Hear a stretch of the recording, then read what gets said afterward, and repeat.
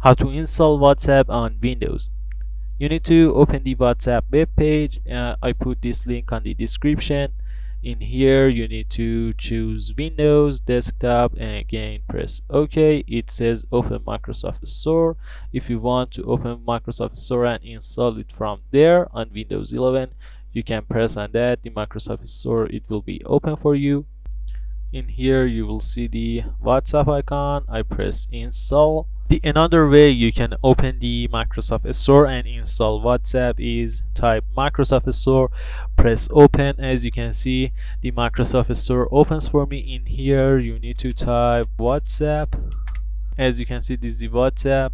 I open it and in here you will see install and press on that.